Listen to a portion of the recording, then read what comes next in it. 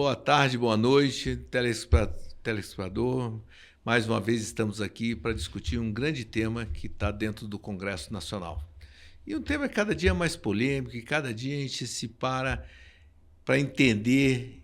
E cada dia eu, pessoalmente, fico mais em dúvida quanto aos conceitos e o que é um produto ultraprocessado. E aqui hoje nós vamos ter a oportunidade da gente falar com a doutora Ingrid Dragan Taricano, que é professora e pesquisadora em biomedicina e representa a Sociedade Brasileira da Ciência e Tecnologia para a Redução de Danos. Bem-vindo e gostaria que a senhora se autoapresentasse. Muito obrigada. Em primeiro lugar, eu gostaria de dizer que é uma honra, né, um privilégio poder participar dessa discussão. Eu sou, sim, pesquisadora de longa data e trabalhei sempre com uma questão que fica escondida atrás de novos produtos. Essa questão é o estudo de risco e segurança de novos produtos.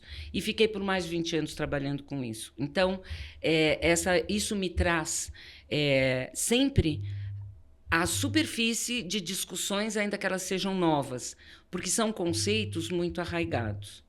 Então, fui professora em algumas faculdades de medicina, lecionei farmacologia e toxicologia por mais de 40 anos, e, junto com essa experiência dentro do laboratório, eu acredito que eu possa trazer alguma colaboração a essa discussão, assim como colaboro com a Sociedade Brasileira de Ciência e Tecnologia para a Redução de Danos, a SBRED. Que bom. É um prazer estar aqui, porque é o seguinte, hoje um dos temas mais tratados e discutidos dentro do Congresso e que é debatido e que cria assim, constrangimentos é o termo do produto ultraprocessado. E me causa, assim, toda vez que eu vou discutir esse tema, tem projetos de lei que querem proibir a publicidade, quer criar rotulagem, quer criar um negócio. Hoje, para mim, eu tenho uma dificuldade de explicar esse conceito. O que a senhora, quando vai debater o dano e o risco, e a senhora entende do que é o conceito de um produto ultraprocessado? O senhor me faz uma pergunta de difícil resposta. Vamos começar por aí.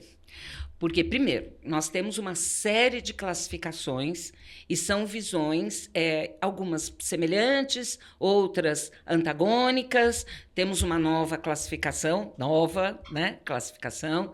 Então, eu poderia divagar aqui por uma série de caminhos, mas eu prefiro caminhar por um outro aspecto, se o senhor me permitir. Essa discussão que hoje se instala, e não é só no Senado, é uma discussão de vilão e mocinho. E eu acho que, a partir daí, a gente não deve tomar esse caminho. Não existe vilões, não existe mocinhos. Se a gente for olhar o que é um alimento conceitualmente ultraprocessado, o que está na mídia, o que está em alguns artigos, seriam alimentos que passam por muitos processos e têm muitos ingredientes. Mas isso, em absoluto, define o que nós precisamos preservar, que é a boa alimentação, nutrição adequada, respeitando as várias situações de quem precisa se alimentar. Portanto, ao olhar por esse caminho, o que é que a gente vê lá no fim da estrada? Existe dano? Porque a discussão de ultraprocessados vai direto ao dano. E a pergunta é, neste caminho, nesta situação, nesta outra, existe dano? Sim, existe. E o que precisamos fazer para que ele não exista? Esta eu acho a discussão mais pertinente. Tudo bem, vamos lá, vamos chegar no dano. Olha só, eu quero entender o seguinte, quando as pessoas falam para mim, alimento ultraprocessado, quando eu vou no conceito, fala que é ter mais de 5 processos ou 5 ingredientes. Tá certo? Esse parece que é um conceito cientificamente difícil de defender, ou até mesmo de entender. Tá certo? Porque é o seguinte, o que eu quero colocar é o seguinte, só vou fazer uma provocação antes de entrar no dano. Tá certo? Depois nós vamos entrar no aspecto dano. Vamos caminhar por aí. Mas antes eu gostaria de explorar um pouquinho esse conceito do ultraprocessado. Olha só, quando eu falo que é 5 produtos, eu vou fazer um bife na minha casa, onde eu corto a carne, tempero a carne com sal, pimenta do reino, azeite, tá certo? Pimenta, já foram os 5 ingredientes. Esse bife é ultraprocessado? Obviamente que não, conceitualmente sim. Mas eu vou lhe dizer uma outra coisa, que é o meu raciocínio, né? A qualidade nutricional é muito diferente de processo. Processo é uma coisa, qualidade nutricional é outra coisa. E eu acho que a gente não pode misturar essas duas coisas. Então, o que a senhora está colocando para mim, quando eu quis provocar, para entender o processo de processado, esse conceito que está sendo utilizado na visão da senhora não trata de um bom alimento. Não posso caracterizar que um produto ultraprocessado ou não ultraprocessado, ou de baixo processamento, está diretamente relacionado com a sua qualidade nutricional. Veja bem. Os processos, eles existem para garantir segurança do alimento, além de tudo. Para garantir que esse alimento não tenha contaminação, para garantir que esse alimento tenha palatabilidade, não hiperpalatabilidade, mas palatabilidade. Se quiser discutir isso, eu posso me alongar. Para garantir a preservação do alimento, porque a gente sabe que os alimentos são perecíveis, muitos são perecíveis e absolutamente necessários. Então, quando ele passa por um processo dentro do setor produtivo, ele tem que passar por aí. E um outro ponto que, se quiser discutir, eu também posso entrar, que são os alimentos destinados a necessidades especiais.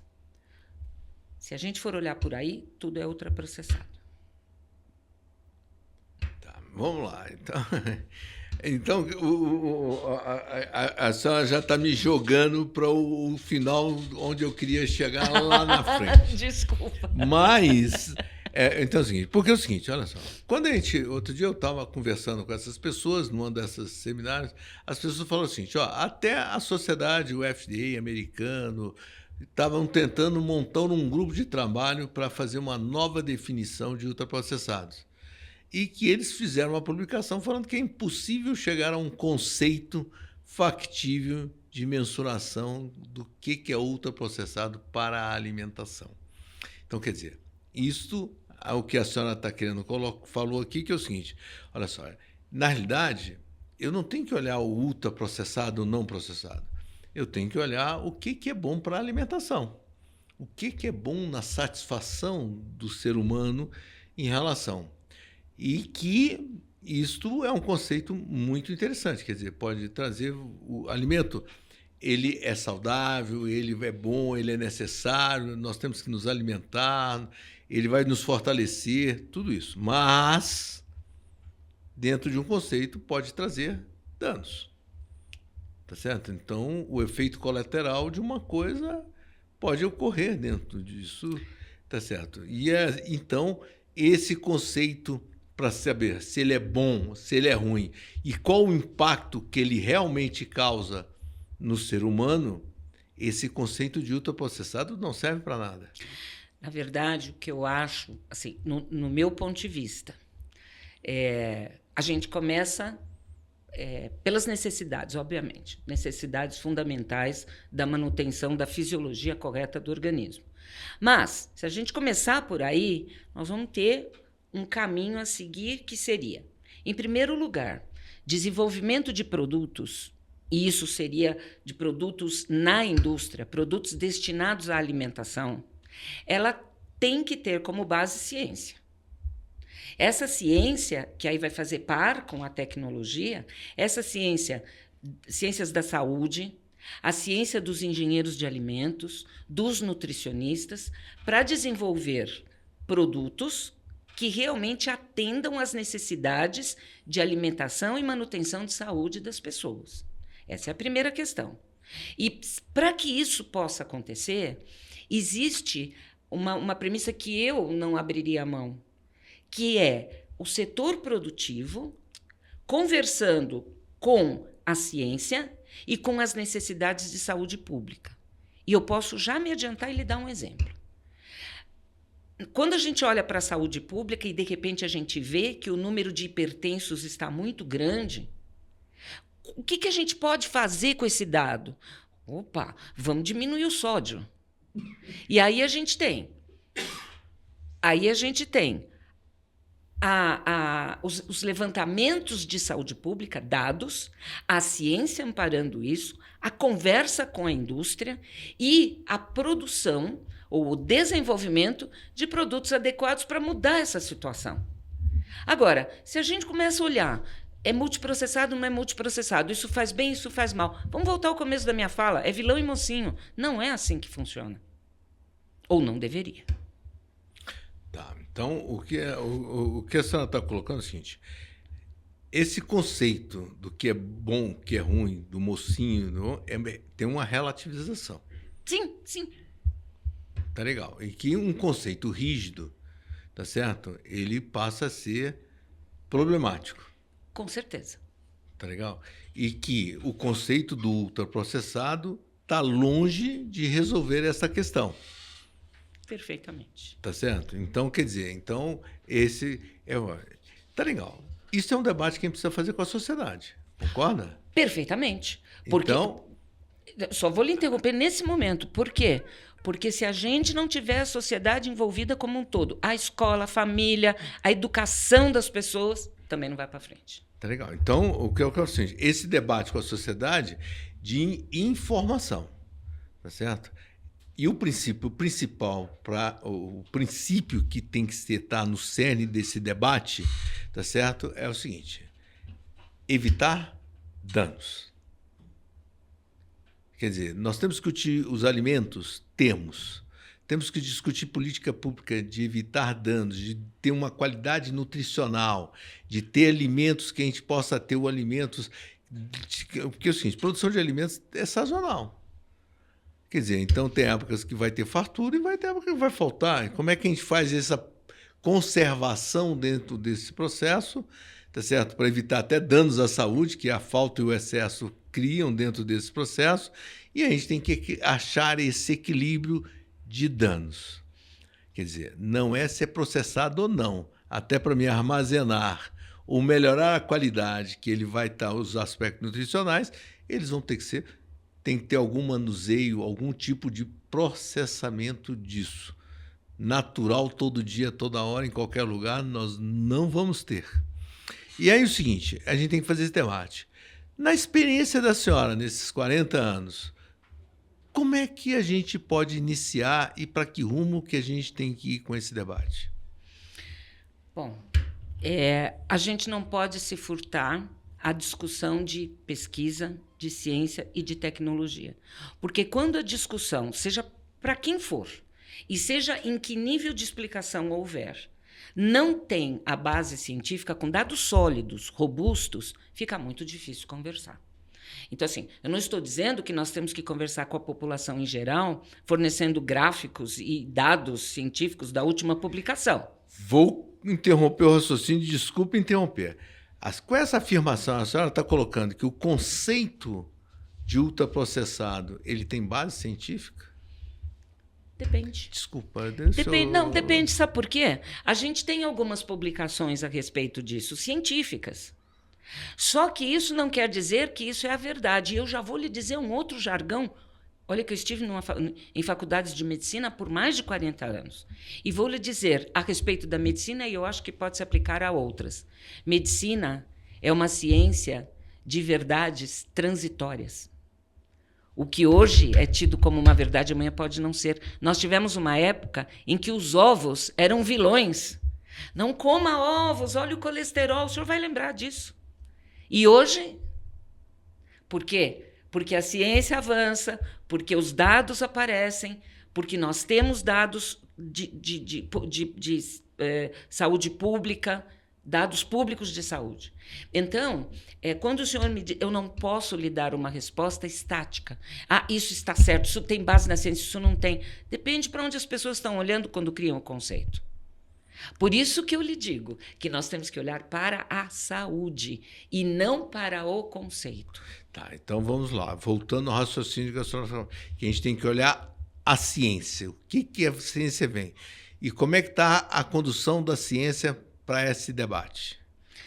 A condução da ciência é a seguinte. Não, a senhora estava falando só para tentar dar continuidade ao raciocínio da senhora. Sim. A posição da ciência é o seguinte, ela dá uma base para a discussão. Ela que fornece os dados. É claro que isso sozinho não serve. Então, a gente tem que pensar no desenvolvimento de produtos que levem a um resultado esperado, aquilo que a ciência está mostrando que é bom. Nós temos que contar nesse desenvolvimento de produtos, inclusive com inovações, porque a gente está falando aqui muito no genérico, mas existem populações com necessidades especiais e a indústria e o setor produtivo está olhando para isso. E se a gente olhar para isso, eles já vão dizer, olha, tudo ultraprocessado. Portanto, que ficar nesse conceito de ultraprocessado, eu não acredito que resolva os problemas. Não adianta proibir, por exemplo, vou dizer, vamos supor que eu aceite o conceito de ultraprocessados. Tem mais de 5 ingredientes, teve tal e tal processo, e de hoje em diante isso está proibido.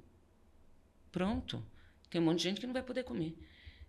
Então, quando a gente se apoia no conceito de ultraprocessados para liberar ou proibir ou regrar, a gente não vai conseguir um sucesso completo do que precisamos, que é a saúde da população em geral, todos.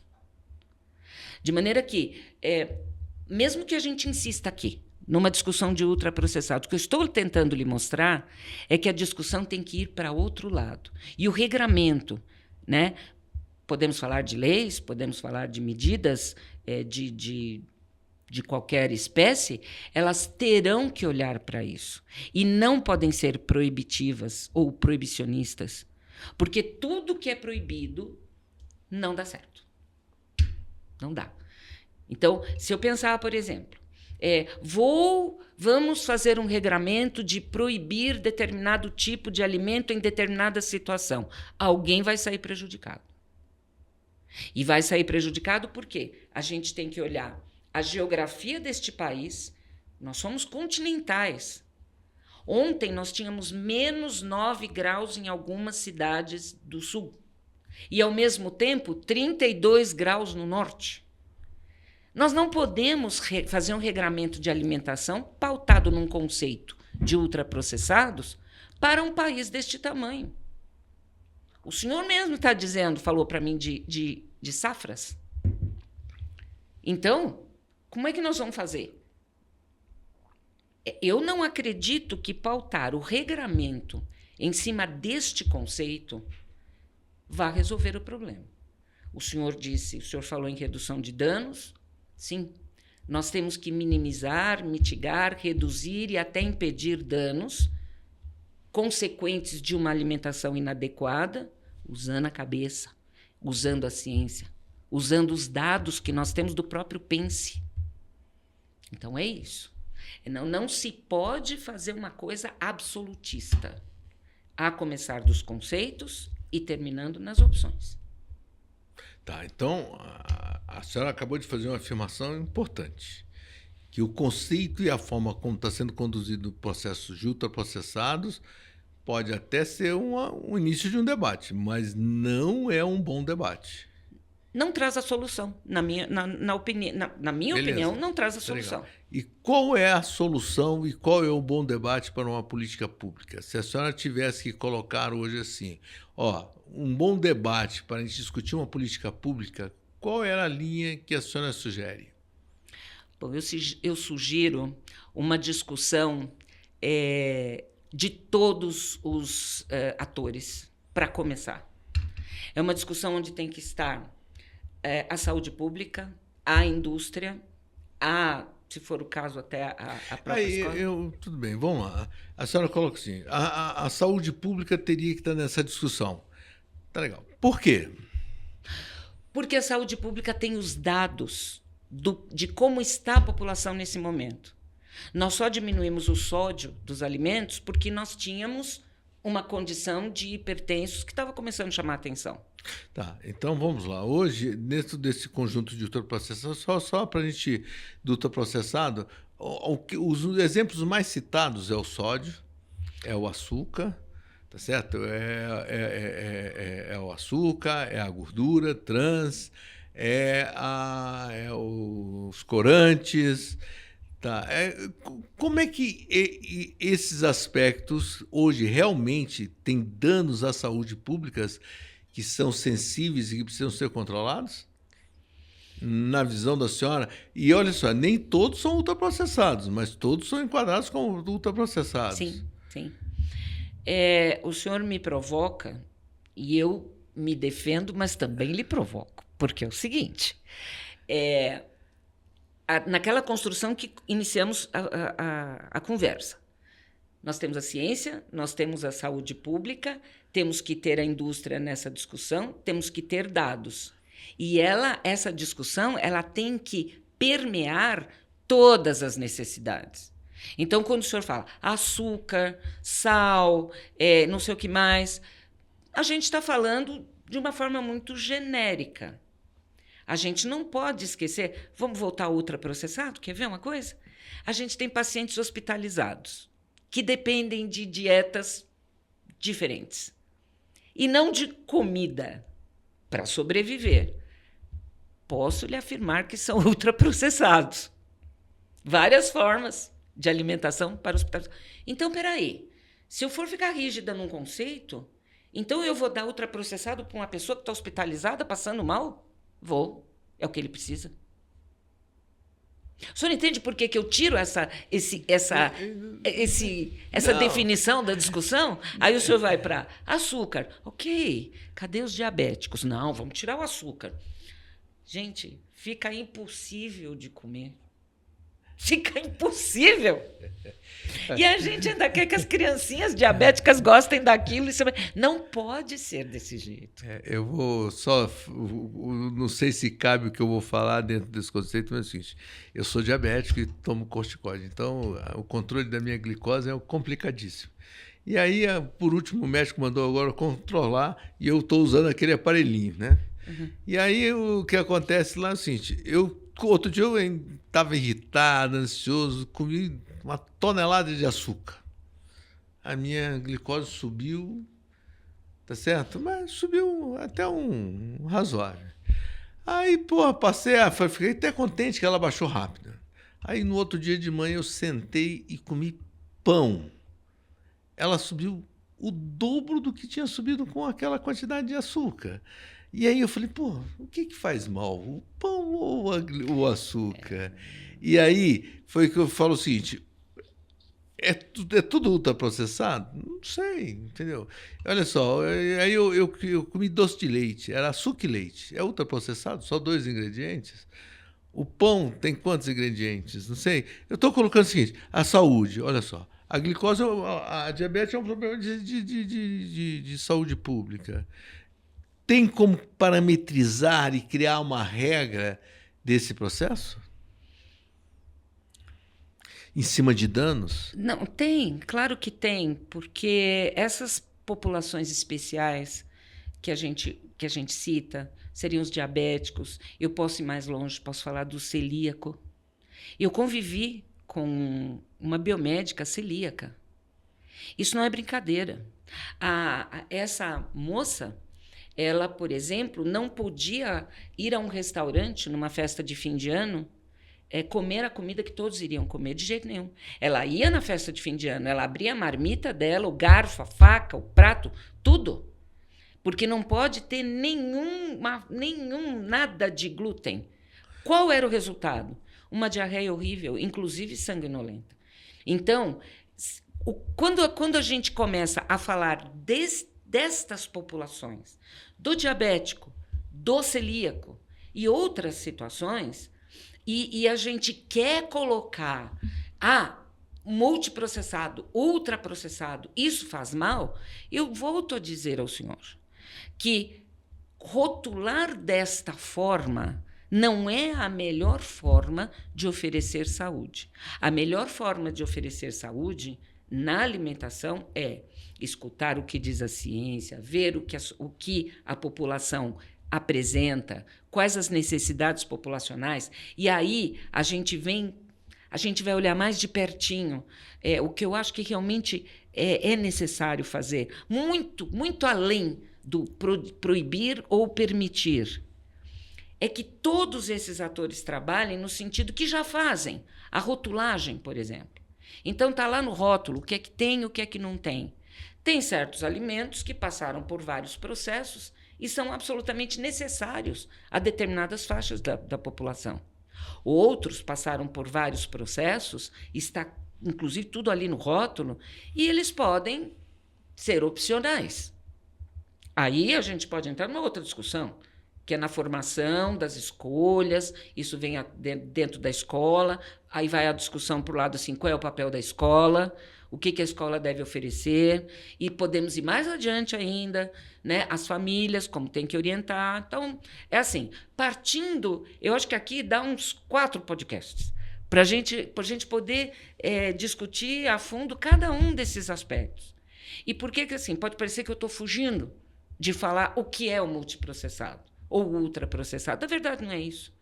Na verdade, o que a gente olha é o dano que a alimentação inadequada pode causar, como nós podemos fugir desse dano e o quanto a indústria tem a colaborar com isso. E tem muito.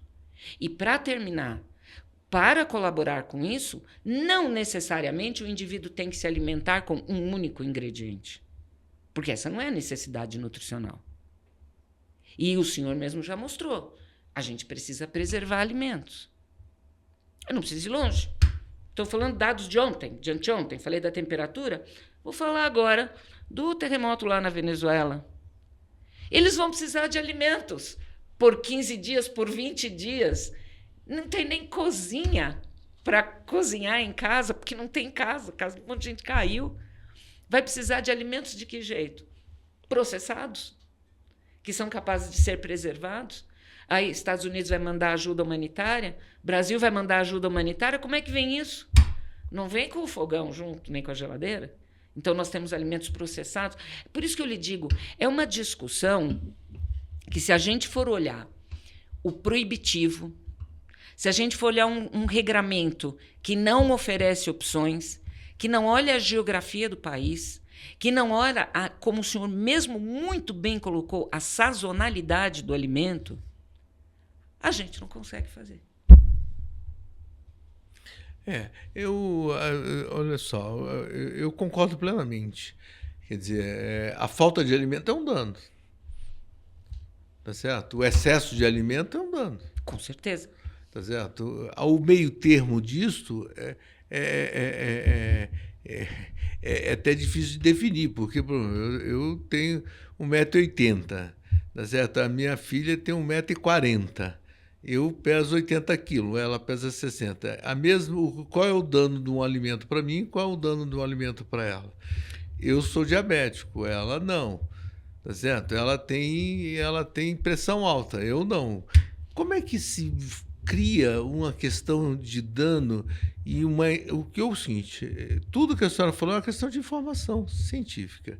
Essas diferenças que eu falei de tamanho, sexo, peso, deficiências, que as pessoas são diferentes, não existe, tá certo? Até a média nesse ponto, na minha opinião, é burra, né? Porque existem pessoas tão diferentes. Tá legal. E estão querendo colocar um termo ultraprocessado proibindo tudo. Certo? E qual seria esse dano? E como é que a gente entende o dano no meu dia a dia? Como é que eu coloco... eu posso realmente entender o que é o dano, o que o alimento pode ter de dano para mim e para a sociedade, para o cidadão hoje, que vai ser o cara que vai ser diretamente atingido por um marco e uma definição. Bom, o dano resultante de uma alimentação inadequada é a falta de saúde. Se a gente for olhar a fisiologia, qualquer dos pontos da fisiologia que estiver fora do parâmetro, a gente já vai considerar um dano. Isso pode ser decorrente de uma alimentação inadequada? Com certeza que pode. Com certeza que muitas vezes se não for uma doença genética, se não for uma outra questão uma outra patologia muito específica, mas a gente tem danos, sim, e muitos deles relacionados à alimentação inadequada. Então, para a gente evitar esse tipo de dano nas várias situações que o senhor acabou de citar, a gente vai ter que garantir a oferta de alimentação adequada. Volto a dizer, sem nenhum tipo de rótulo. Tá? Essa oferta, ela tem que ser, e aí entra outra questão que o senhor me coloca, um esclarecimento da população. A população precisa ser esclarecida. A população precisa entender o que é alimentação adequada. Há muitos anos atrás, nós tínhamos uma propaganda que dizia que um potinho de determinada coisa era igual a um bifinho. E as pessoas começaram a acreditar e começaram a substituir a alimentação de crianças por determinados produtos, porque a propaganda dizia aquilo, e acabou quase que virando uma verdade. Né? Isso é falta de esclarecimento. Então, assim, é preciso esclarecer a população e é preciso educar as pessoas desde pequeno. Isso é uma obrigação da escola. Então, vamos voltar ao regramento, vamos voltar a tudo isso, vamos voltar ao dano, vamos fazer um grande pacote para entender. Uma alimentação, determinar e ensinar à população o que é uma alimentação adequada. Estamos fugindo de rótulos, estamos fugindo de definições. A alimentação adequada está, sim, vindo da indústria, vindo da horta, vindo das grandes plantações, vindo de tudo isso. Ela vem de todos os lugares. O que é necessário saber é o quanto ela é saudável. Como que a gente sabe disso? Pela qualidade de saúde das pessoas. Agora, não adianta ter toda essa oferta se as pessoas não são educadas na sua alimentação. E isso é uma coisa assim que a gente vê com frequência. O excesso de consumo de determinada coisa, não importa se vem da indústria, se vem da horta ou de onde vem, e com carência de outras. Né? Eu posso lhe dizer que esses jovens que ficam horas e horas e horas na frente da tela e que não se levantam para fazer uma refeição adequada, seja composta do que for, e se alimentam daqueles pacotes salgadinho, com refrigerante, com não sei o quê. Não, a gente não pode garantir a saúde dessa pessoa. E não tem a educação que vem de onde? A família não está educada porque está ofertando uma grande quantidade daquilo que poderia ser eventual. Ninguém está dizendo que vai matar, mas poderia ser eventual. A escola talvez não esteja educando o suficiente para que essa pessoa tenha condição de fazer as suas próprias escolhas. Interessante. Olha só, eu vou pegar essa última frase da senhora e tentar desenvolver a senhora. A senhora está colocando o seguinte, olha só, a qualidade da alimentação e a visão, ela vai depender de uma questão, de uma necessidade. Cada cidadão vai ter que entender essa necessidade e fazer escolhas de que aquilo atenda às suas necessidades. Nem todo mundo, nem a fisiologia do corpo, ela não é uniforme para todo mundo. Eu também tenho que entender a minha fisiologia e a minha capacidade. Tem pessoas que têm facilidade de engordar, tem pessoas que têm facilidade de emagrecer, tem pessoas que podem ter necessidades maiores de alguma coisa ou de outra. Quer dizer, então é o seguinte, entender necessidades, entender o seu corpo e fazer escolha é uma equação que isso precisa ser discutida, tá certo? E ela não pode ser única, ela não pode ser proibitiva nem obrigatória, tá certo? Eu não posso nem tirar nem obrigar, mas eu tenho que achar um meio termo. Isto, hoje, a senhora vê uma possibilidade, dentro desse debate, a gente está fazendo ultraprocessado, de achar esse equilíbrio, achar uma linha para se chegar a isto? Olha, a linha existe. O que nós precisamos é ou construir estratégias para isso, ou... Não, eu acho que a gente tem que construir estratégias para isso. As outras saídas são um pouco complicadas, que seria o seguinte, colocar numa mesma discussão juntos, numa mesma mesa, a ciência, o governo e o setor produtivo. Na hora que a gente tem esses três juntos, discutindo, eu estou falando de regramento, né? A gente não vai ter regramento proibitivo. Nós sabemos que proibir é pedir para usar. Sabemos disso.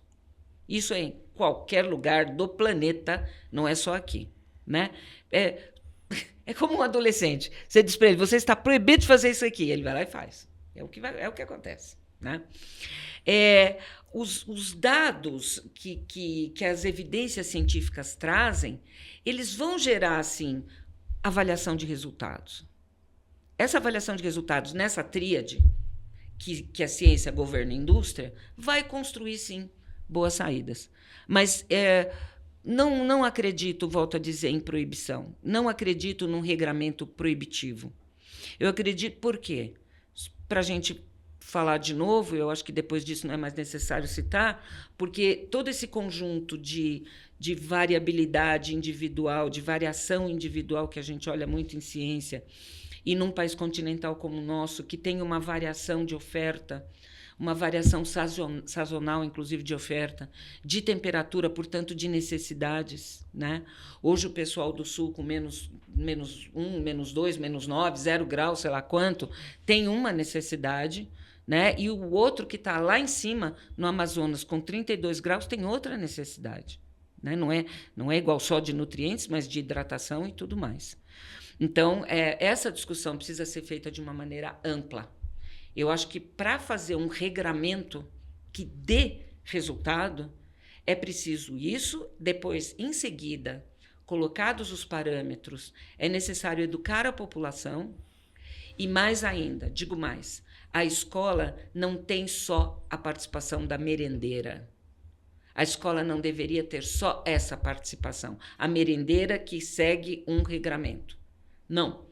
A escola tem que ensinar também essa questão das escolhas, né? As escolhas resultando em saúde e doença. Porque aí a gente vai ter uma geração que é capaz de escolher, dentre tudo que é oferecido, aquilo que é melhor para si, fechando com a sua própria fala, as suas próprias necessidades. Não é? Então, de acordo com a idade, de acordo com a sua condição de saúde e tudo mais. Então, a ciência, o diálogo, né? Eles são extremamente importantes, a avaliação das evidências. E daí, assim, a gente nem, se for o caso, a gente pode aí entrar até na discussão de redução de danos. Mas quando a gente faz isso, a gente já está reduzindo danos. Agora, só para deixar claro aqui uma coisa. Se é difícil discutir o termo ultraprocessados, é pior discutir redução de danos. Sabe por quê? Porque as pessoas não estão acostumadas com discutir o que é dano. E o maior dos exemplos é um exemplo histórico. Eu falei isso no Senado, fui criticada por uma pessoa, talvez porque ele não tenha compreendido o que eu disse. Na história brasileira da redução de danos, nós temos o maior e mais significativo dos episódios e que não poderia ser esquecido. Ele devia ficar de exemplo na cabeça de todo mundo que tem que tomar decisões. Foi o seguinte, nós tínhamos uma epidemia de AIDS, HIV. E as pessoas, os médicos, todo mundo desesperado para reduzir, para ver o que fazia. Ninguém sabia se era vírus, o que era, como transmitia. Aí um grupo de médicos em Santos resolve oferecer preservativos e seringas lá no porto, que tinha uma incidência muito grande. Pasme, foram presos. Dr. Fábio Mesquita, que é um grande médico da história da redução de danos, ele sempre dizia, eu não fui preso, mas fui processado. E eu pergunto ao senhor qual é a política atual do SUS para reduzir esses danos. É a distribuição gratuita de preservativos e seringas. Naquele primeiro momento, quando começou a se discutir isso, ninguém entendeu. E hoje nós estamos vivendo um momento diferente nesse aspecto. Vamos voltar para os alimentos? Nós estamos discutindo redução de danos a alimentos. Será que as pessoas estão entendendo o que é isso? Acho que não. Será que não estaria faltando, antes de qualquer coisa, a gente explicar para todo mundo o que é o princípio, a base da redução de danos? Nós voltamos. Eu usei esse exemplo do HIV só para que todo mundo entenda que quando a gente vem com uma discussão nova, que na verdade não é nova, é velha, mas com uma área nova de discussão da redução de danos, todo mundo se espanta e diz: não, não, não, isso não, aquilo não, isso aqui mata, aquilo faz mal. Calma. Muita calma. A gente tem que olhar o que realmente está acontecendo e o que é que pode nos ajudar a solucionar. Tá. A gente está discutindo danos aqui, né? E danos. Hoje, se a gente tivesse que discutir, começar a explicar isso dentro da escola, como é que a senhora resumiria um pouquinho o que é dano e qual a linha de esclarecimento para educar as pessoas sobre dano? O senhor diz aos educadores ou às crianças? As crianças. As crianças? As crianças, primeiro, precisam entender, dentro do mundo delas, o que é saúde e o que é doença. E para que um adulto entenda o que é saúde e o que é doença, já é complicado. Então, aí nós teríamos que ter a participação de pedagogos, de educadores, de novo, junto com a área da saúde, com os médicos, com os enfermeiros, e começar a criar, entre aspas, quando eu digo uma cartilha, não é uma cartilha de papel, mas é uma cartilha do discurso, da narrativa, lógica, porque crianças são lógicas, né? De como essas crianças entendem o que é saúde. É não estar doente? Será que é só isso? Né? É a disposição para suas tarefas diárias, é a sua condição de crescimento, cada um dentro da sua faixa etária. Eu estou falando de crianças, a gente tem alimentação dentro da escola desde berçário, depois o maternal, Fundamental 1, Fundamental 2, né? Ensino médio, cada um dentro da sua faixa, entendendo o que é realmente a saúde e o que é a doença, o que é prejudicial, o que está errado e o que está certo, com o desenvolvimento normal. Então, dentro de cada um desses parâmetros, dentro de cada uma dessas faixas. Com isso, como eu já lhe disse, a gente cria um sujeito que é capaz de fazer as suas opções. Mas isso tem que ser construído a várias mãos. Não é uma coisa que a escola vai fazer sozinha, nem que o setor produtivo vai fazer sozinho e nem que a área da saúde vai fazer sozinha. Os médicos precisam dos pedagogos e esses dois precisam do setor produtivo. Então, eu acredito que, volto a dizer, que essa conversa, mesmo dentro da escola, ela é resultante de um bom entendimento anterior desses três atores. Então, que interessante. Nós estamos num debate hoje e as pessoas fazendo lei e criando restrição ao produto ultraprocessado. Um conceito ainda não muito claro, muito definido, muito controverso quanto o que é e o que não é. E há pessoas cada vez mais indo pelo lado de proibir do que o fato de orientar dentro desse conceito todo. Quer dizer, nós temos que fazer um novo debate e mudar o rumo da prosa. Tá certo? Pois é. Eu volto a lhe dizer que proibir não é regrar. Quer dizer, proibir lá o lanche da coxinha na lanchonete da escola não é fazer que não é exclusivamente um bom ato para simplesmente proibir. Pois é, proibir não é regrar.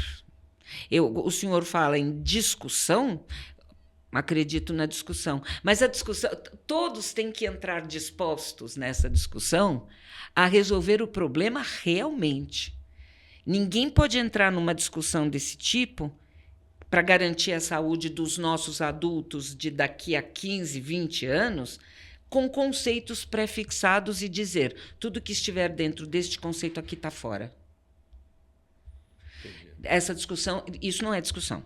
A discussão tem que ter a tríade. Tem que ouvir todos os lados para que a gente chegue num denominador comum. Não se pode só falar, não, a ciência diz isso aqui, está publicado, eu tenho essa publicação e é em cima disso que eu vou regrar. Aí vira um engenheiro de alimentos e diz, não, não é assim. Nós podemos fazer dessa e outra forma. Aí vem... o legislador e diz, não, mas o conceito é aquele, é em cima disso. Gente, quando duas crianças brigam por uma boneca, quem sofre é a boneca. Então, não adianta querer fazer um regramento pautado num ou noutro lado. A discussão tem que ser muito maior. Então, tá bom. Bem, nosso tempo está terminando aqui, mas eu adorei a conversa e aprendi muito e vamos continuar a conversa. Em outras oportunidades, a senhora aqui em Brasília, nós vamos dar uma continuidade. Mas olha só, para mim, eu vou tirar algumas conclusões minhas aqui. Primeiro, que o conceito de ultraprocessado não é um bom conceito.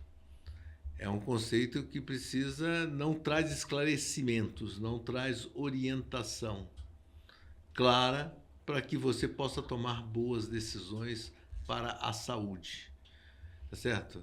O que nós estamos precisando entender hoje é o que a ciência está pesquisando e tem dados corretos para orientar a gente. A senhora deu o exemplo do ovo. A senhora deu outros exemplos de que, em épocas diferentes, situações diferentes. Quer dizer, e a senhora colocou que é o seguinte, existem demandas da sociedade para se nutrir.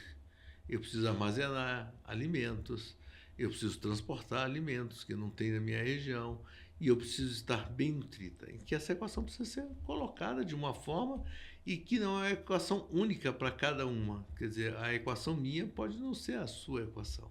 Quer dizer, eu não posso copiar a sua dentro disso, que já não traz uma boa qualidade para isso. E isso precisa ser discutido sobre as suas demandas. E que a essência disso está num bom debate e numa boa capacitação dos professores para a orientação desde criança esses conceitos de que a falta e o excesso pode causar danos. Pode ser a falta, o excesso do alimento, como pode ser a falta e o excesso de um nutriente que esteja no alimento. Específico para isso. Quer dizer, a gente está num bom desafio e eu acredito que nós estamos num bom momento de discutir e espero que a inteligência artificial ajude bastante a gente. Para finalizar, eu gostaria de colocar como pensa a Sociedade Brasileira de Ciência e Tecnologia para a redução de danos com relação a isso. Confirmar a presença da ciência nessa discussão, o diálogo, extremamente importante, a avaliação das evidências e deixar muito claro que reduzir danos não é procurar culpados. A gente não pode ficar procurando culpados, porque isso também não resolve a situação. E, pelo contrário, gera uma polarização. Isso é o que menos interessa. A polarização, a procura de culpados, não vai achar a solução jamais. Então, tem que ser uma discussão assim, muito leve, e onde cada um apresente a sua expertise de conhecimento. Né? Academia, o setor da saúde, a ciência, o governo, o setor produtivo têm que estar sentados na mesma mesa para regrar a alimentação do brasileiro. Muito obrigado e voltamos a conversar com isso e espero que a gente, nesse debate, construa uma boa solução de políticas públicas. Vou contar com a senhora para que a gente possa conduzir isto dentro do Congresso Nacional. Agradeço e me coloco à disposição. Obrigada a todos.